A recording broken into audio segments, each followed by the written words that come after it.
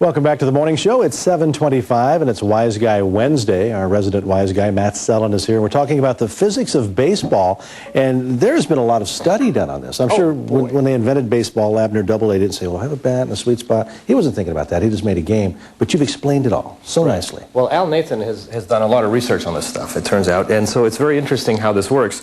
Now, in the last segment, we talked about the key is you get a lot of bat speed. That's where you really get the mileage out of the ball, but if you don't hit the ball in the right spot on the bat, then you've blown all that advantage you had by having high bat speed. And you can just see what happens, because the ball itself, when you drop a ball, it only bounces back up to about a quarter of its original height, which means that you wasted 75% of its energy just in the collision. And you don't want to waste any more than that.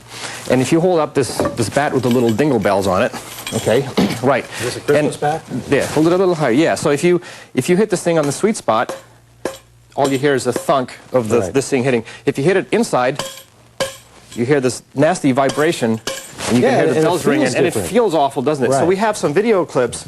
If we'll show the first video clip right now, this is a clip of a batter hitting a ball on the sweet spot.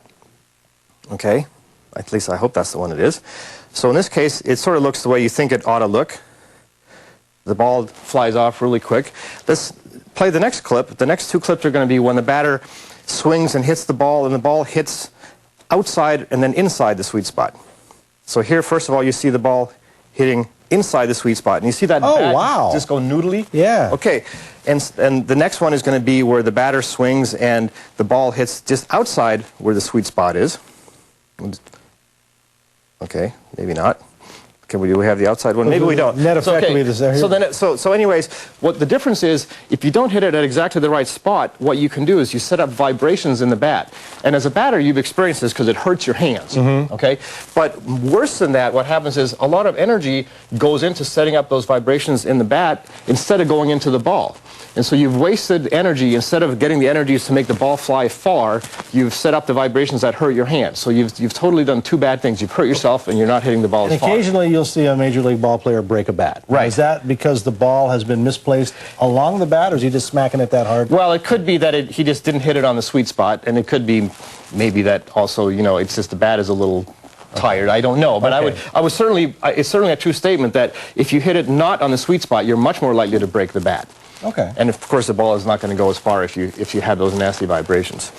So I think this baseball stuff is fascinating. It is, and you know, you think about just a game, you don't realize the science that's involved. Right. And of course, that's your job to figure these things out. Well, I ask the people who know. Oh. And now I can pretend like I know everything. But anyways.